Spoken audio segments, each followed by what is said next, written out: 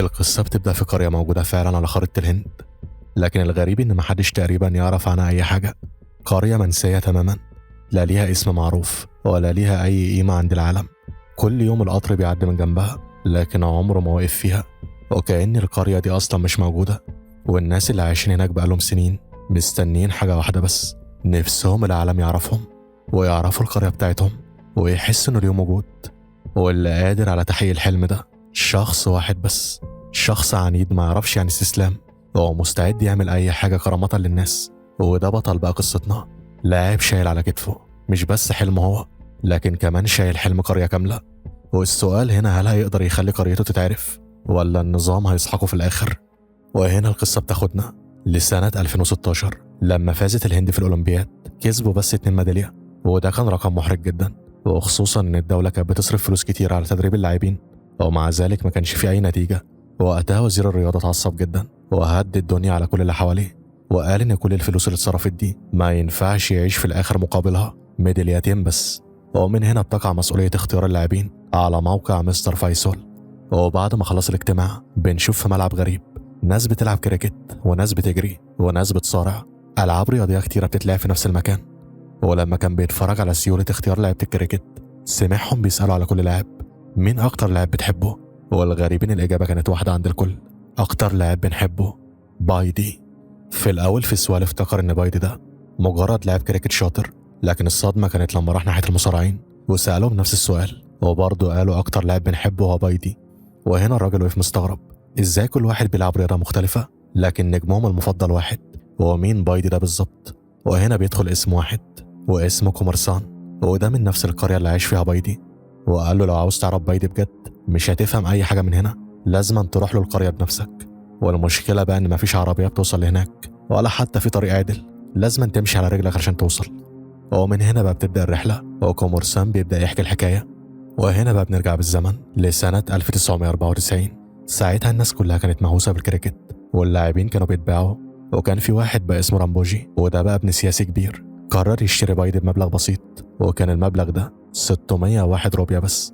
وبكده بقى بايدي دخل فريقه اللي بيكون اسمه نجار، وكان عندهم ماتش مهم ضد فريق تاني، والفريق التاني بقى عنده لاعب مرعب بيقدر ياخد 6 وكيت في 6 كرات. هو فعلا بدأ يوقع الفريق كله لحد ما خلاص ما بقاش في امل غير بايدي. الوضع كان صعب جدا، رينز كتير ومفيش لعيبه فاضله. بس هنا بقى بايدي قلب الماتش لوحده وفضل يضرب ضربات جامده جدا، ومن هنا بقى بدأ اسمه يلمع. لكن نسيب الكرة شويه ونشوف الواقع المرير. اهل قريه بايدي بيشتغلوا في صناعه السكر، وبالرغم انهم بيشتغلوا شغلانه صعبه مع كده بياخدوا نص المرتب بس مقارنه بغيرهم. وتخيل بقى يشتغلوا اكتر ويتعبوا اكتر وفي الاخر فلوس اقل، وده كان ظلم واضح. وكمان علشان يوصلوا شغلهم بيباتوا هناك ويدفعوا فلوس من جيبهم، ولما بيرجعوا لقريتهم ما بيلاقوش طريق يمشوا منه اصلا. كانوا بيمشوا في الجبال والغابات يوم كامل بس علشان يوصلوا. وفي وسط ده كله بيكون في واحد اسمه سوري، والراجل ده كل يوم بيقف يشاور للقطر بعلم احمر وبيكون مستني يقف. وتخيل بقى له 30 سنه بيعمل كده والقطر عمره ما وقف له. بس هو لحد دلوقتي عنده امل، هو بيقول لو القطر وقف دقيقه واحده بس الرحله اللي بتاخد يوم كامل هتبقى 15 دقيقه. وكتب خطابات للحكومه وخبط على كل الابواب، بس للاسف ما كانش فيه فايده ولا حد سمعه، بس برضه ما استسلمش. وبعد كده بنشوف اهل القريه لما بيرجعوا لاهاليهم بعد غياب طويل بتكون في فرحه كبيره جدا. وهنا بقى بندخل على شخصيه جديده واسمها اشي اما، ودي بقى بنت سياسي ابوها بقى له 15 سنه بيخسر الانتخابات، وهي قررت المره دي تكسبه باي طريقه. وفجاه بقى بتعمل حركه صدمه، بدل ما تحرق ارض المنافسين بتحرق ارضهم هم، وده علشان الناس تتعاطف معاهم ويكسبوهم الانتخابات. وتاني يوم طلعت تمثل قدام الناس ان المنافسين هم اللي عملوا كده، والناس صدقت وبدأت تدعمهم فعلا. وهنا بقى بايدي بيشوفها لأول مرة، وهو من أول نظرة بيقع في حبها، وعلى طول كده بيقرر إنه لازم يتجوزها مهما حصل. ومن ساعتها بقى كل ما تروح لمكان تلاقيه وراها وهي أصلا مش واخدة بالها منه. وفي يوم قبل الانتخابات وهي بتوزع خمور على الناس دخلت لغرفتها، وفجأة كده الواد بايدي دخل واداها قبلة. عيب يا ولا، بس هي ما شافتوش عشان الدنيا كانت ضلمة، شافت البوسة بس. ومن بعدها بقى انهارت وفضلت تعيط أنا إزاي اتباس، وكانت مصممة تعرف مين الشخص اللي بسها. وفي نفس الوقت رامبوجي الراجل الخصم بدأ يقلق، لأن شكل أشياء وهي بتعمل الدعاية بيكون واضح جدا إنها تنجح أبوها في الانتخابات مهما حصل. فقرر بقى يعمل خطة قذرة، وقال لما البنت دي هتكون واقفة وسط الناس وبتقدم خطاب هنضربها في شرفها قدام الكل، واللي هيحصل بعدها هيبقى صدمة حقيقية. وتاني يوم في لحظة صعبة جدا، أشياء كانت واقفة على المسرح بتتكلم قدام الناس، لكن فجأة واحد من رجالة رامبوجي بيطلع وبيقطع ملابسها قدام الكل. الموقف كان صادم ومحرج جدا، وهي اتجمدت مكانها، لكن بايدي بيدخل في الوقت المناسب وغطاها بالقماش كله وحاول يحافظ على كرامتها قدام الكل. والمشكلة بقى إن رامبوجي كان نفذ خطته خلاص، لأن رجالته كانوا خدوا صور لأشياء وكانوا ناويين ينشروها ويعملوا بيها فضيحة كبيرة. بس أول ما بايدي عرف بالموضوع راح لرجالة رامبوجي من غير تردد وانهال عليهم بالضرب بشكل عنيف، مع إن العدد بتاعهم كان كبير لكن بايدي ما كانش فارق معاه. وهنا رامبوجي عرف الحقيقة وعرف إن الشخص اللي كان واقف له بيحاربه مش أي حد، ده بايدي نفسه. ومن اللحظة دي رامبوجي قرر إنه مش هيسيبه. وبعدها بيجي ماتش كريكت جديد، وهنا الصدمة كانت إن المزاد على بايدي بدأ من 1 روبيا بس، وما طلعش عن الرقم ده أصلا. يعني واحد من أحسن لعيبة الكريكت في المنطقة كلها يتباع ب1 روبيا، إهانة واضحة. وكل الناس اتفاجئت لأن بايدي معروف إنه الأفضل، فإزاي يتباع بالرخص ده؟ المهم الماتش بدأ والفرقتين كانوا بيلعبوا كويس، لكن اللي حصل بعدها إن فريق بايدي نفسه ما كانش بيديله فرصة ينزل يضرب. فضلوا مأخرينه لحد آخر وقت، ولما نزل أخيرا لعب كويس فعلا، لكن في الآخر الفريق خسر. والغلط أصلا ما كانش غلطه، لأن اللاعب اللي معاه تسبب في الخسارة. وساعتها بايدي اكتشف حاجة أسوأ، عارف إن كابتن فريقه كمان متفق مع رامبوجي، وإن كل اللي حصل كانت لعبة متدبرة، وده بس علشان يكسروه ويخلوه مذلول. وفي وسط كل ده بيدخل على الخط راجل جديد اسمه نايدو، وده واحد ماسك ساحة مصارعة كبيرة وبيجهز مصارعين أقوياء جدا. ونايدو لاحظ إن كل الناس مش بتتكلم غير عن بايدي، وكل شوية اسمه بيتردد، فعلشان كده بقى بيقرر يجي يشوفه بنفسه. فأول ما شافه قال له إيه رأيك تبقى مصارع؟ فبايدي رد عليه وقال له ماشي، بس أنا بقى عشان أكون مصارع لازم تدفع لي يوميا. فنايدو بص له باستغراب وقال له أنا كنت بفكر أعمل منك لاعب كبير، لكن واضح إن كل اللي شغلك أكل عيشك النهاردة، وطول بقى ما دماغك واقفة عند الفلوس اللي هتاخدها كل يوم عمرك ما هتكون بطل. وهنا بقى بنعرف أكتر عن نايدو. الراجل ده عنده ساحة مصارعة مرعبة حرفيا، وكل المصارعين اللي بيطلعوا من عنده تقريبا بيكسبوا البطولات. وأخطر واحد فيهم كان اسمه بهادرة، مصارع مرعب وقوي جدا وبيكسب أي حد قدامه بسهولة. ومؤخرا كمان كان مكسر الدنيا ورافع اسم الساحة بتاعتهم. لكن المشكلة في بهادرة إنه بيلعب من غير حدود، وعلشان يكسب ممكن يعمل أي حاجة، يكسر قواعد ويأذي اللي بيلعب معاهم. يعني أثناء اللعب ما بيكونش فارق مع أي قانون. وفي الوقت ده فجأة الدنيا بتتقلب في قرية بايدي، مطر شديد جدا بينزل والأراضي كلها بتكون منزلقة، وبعدها بيحصل انهيار أرضي والكوارث هناك بتبدأ. ناس من القرية بتموت والمشهد كان صعب جدا. والراجل اللي اسمه سوري ما قدرش يسكت أكتر من كده، راح للمسؤولين والوزراء عشان يطلب حل، لأنهم خلاص طفح الكل بيهم. كل مرة تحصل مصيبة في قريتهم والناس ما بقوش يجروا على المستشفى، لا بقوا يجهزوا للجنازة من الأول، لأنهم عارفين اللي بيتصاب غالبا مش بيلحق يعيش أصلا. وراح سوري كمان لواحد نائب ووقع عند رجله وطلب منه يتدخل، لكن برغم كده ما اهتمش خالص، بل والأسوأ خلى رجالته يضربوه. وساعتها سوري فهم الحقيقة إن النظام ده مش هيتغير ومفيش أمل قريب، فرجع لقريته. والمرة دي ما اكتفاش إنه يلوح بالراية الحمراء للتحذير، وقف بنفسه على السكة وهو ماسك الراية. كان مستعد يوقف القطر بأي تمن، لكن القطر ما وقفش، وسوري للأسف ضحى بنفسه. وبسبب المشهد ده أهل القرية كانوا غضبانين. الناس خرجت عن شعورها وولعوا في شريط القطر كله، لأن سوري ما كانش شخص عادي بالنسبة لهم، ده كان راجل عايز مصلحة الناس فعلا. لكن بعد موته كل حاجة بدأت تسوء أكتر. الشرطة هجمت على أهل القرية ولمت منهم ناس كتير، فضلوا بقى يضربوا فيهم بعنف بسبب حرق السكة. والمصيبة الأكبر إنهم رفضوا حتى يسلموا جثة سوري، وقالوا إن الراجل أصلا ملوش هوية، يعني بالنسبة لهم جثة مجهولة. بس بايدي وقتها أصر إنه ياخد جثة سوري ويرجعه للقرية علشان يدفنوه وسط أهله. لكن الضابط قال له بمنتهى القسوة مش سوري بس اللي ملوش هوية، انتوا كلكم أصلا مالكوش وجود، ولو معاكم بطاقة إثبات ابقوا تعالوا خدوه. وطبعا لا بايدي ولا أهل القرية كان معاهم أي ورق يثبت هويتهم، وكأنهم مش موجودين على الكوكب أصلا. وهنا بايدي انفجر وما قدرش يمسك نفسه أكتر من كده، وبدأ إنه يضرب رجالة الشرطة بعنف شديد. لكن الضابط هدده وقال له لو كملت ضرب هقتل باقي الناس. فساعتها بايدي اضطر يقف وما قدرش ياخد فعلا جثة سوري، وكل أهل القرية رجعوا ناحية البلد إلا بايدي. وهنا بقى بيحصل التحول الكبير، رجله ما خدتوش على القرية لكن ودته على ساحة نايدو، وهناك ناس كتير حاولت توقفه لكنه كان داخل بقرار نهائي. قال لهم بوضوح أنا عايز أكون مصارع، عايز أتعلم وهعمل أي حاجة تطلبوها مني. ونايدو من هنا بدأ يحس إن الشاب ده جوه نار حقيقية، فقال له المكان بتاعنا ده ليه نظام وانضباط، ولو التزمت هنعلمك كل حاجة. ومن هنا فعلا تدريب بايدي بيبدأ. وفي الأول بايدي ما كانش فاهم أي حاجة في المصارعة، لأنه أصلا جاي من عالم الكريكت، فعلشان كده نايدو بيديله شغلانة شكلها بسيطة، يشيل شكاير وأحمال تقيلة كل يوم. وبايدي فضل يعمل الشغل ده فترة طويلة من غير ما يعرف إن دي في الحقيقة جزء من تدريبه، وإن الحركة دي نفسها بتدخل في تكنيك المصارعة.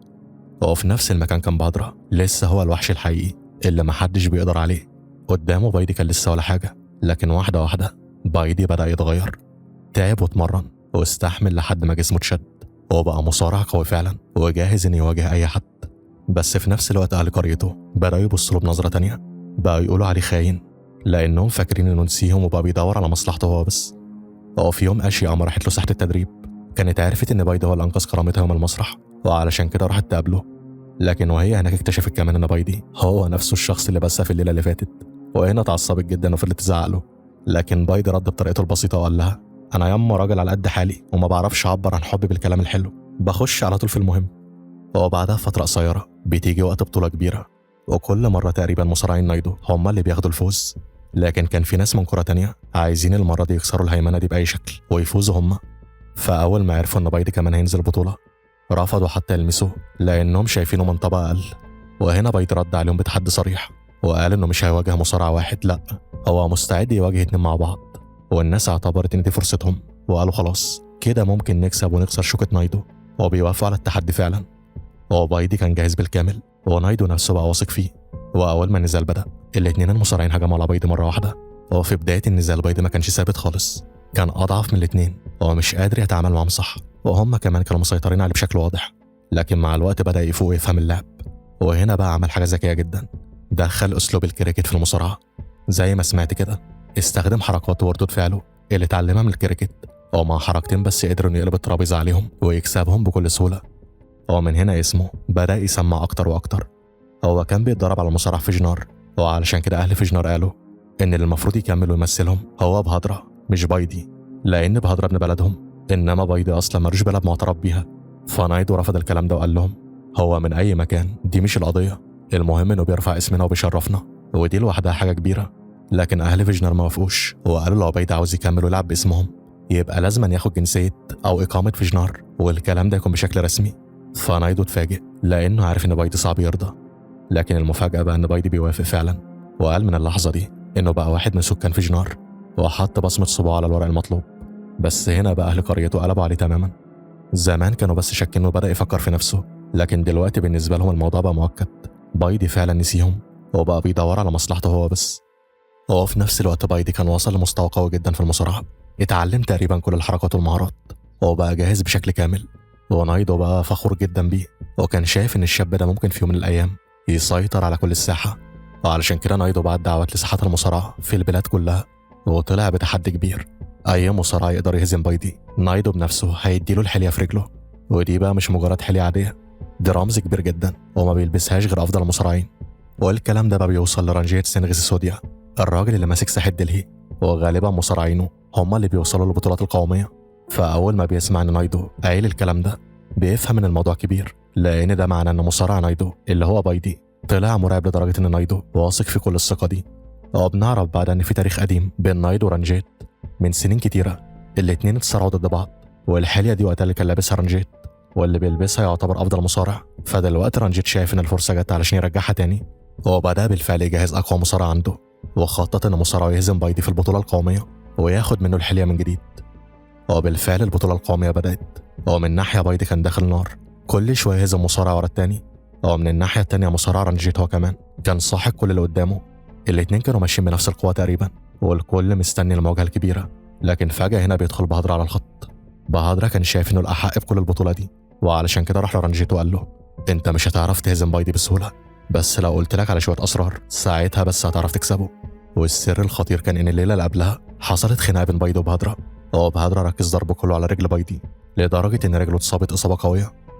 وفعلا في مباراة نصف النهائي مصارع رانجيت استغل النقطة دي وفضل يهاجم رجل بايدي وبس، وبايدي كان خلاص على وشك الخسارة. الخصم كان متقدم عليه ب4 نقط، ورجلين بايدي تقريبا بطلت تشتغل. لكن برغم كده وفي لحظة قلبت كل حاجة، بايدي لعب بحركة خطيرة وجابت له 5 نقط مرة واحدة، وبكده تقريبا يكون خطف منه الفوز. بس أول ما كسب وقع مغمى عليه، ولما فاق لقى نفسه في المستشفى رجله متربطة، والدكتور قال له خبر صادم، في عصب في رجلك اتضرر بشكل كبير، والضغط عليه كان شديد لدرجة انهم اصلا مستغربين ازاي كنت لسه بتلعب. ومن هنا ورايح انت مش هتقدر تمارس اي رياضة تانية. لكن بايدي ما استسلمش، فضل يترجى نايدو والدكتور، وقع عند رجلهم وقال لهم انه لازم يلعب النهائي ولازم يكسب باي تمن لان ده كان حلمه. بس الصدمة الاكبر كانت لما عرف ان الموضوع خلاص انتهى.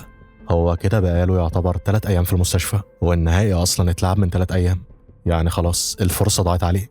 فبايدي بيتصدم جدا لانه كان شايف ان النهائي ده هو فرصته الوحيدة علشان يكسب ويثبت نفسه ويدي لقريته هوية واسم. وفي النهاية ما خدش بس غير الميدالية الفضية، وبعدها لأنه خلاص ما بقاش قادر يلعب أو يكمل أصلا سلم كل فلوسه وكل اللي معاه لساحر في جنار وقرر يسيب المكان كله ويمشي. وأهل قريته طلبوا منه يرجع لكنه مرجعش. بايدي خد طريق تاني خالص، وبعدها بيروح على مدينة دلهي، وهناك فضل يحاول يقابل أي وزير أي حد له سلطة علشان يساعده بس يدي لقريته اعتراف والناس تعترف بيها. هما بس عاوزين القطر يقف عندهم، نفس الحاجة اللي كان سوري بيحارب علشانها زمان. المهم بايدي اشتغل شغلانات بسيطة هناك بس كله بهدف واحد، يمكن يقابل وزير بالصدفة ويكلمه.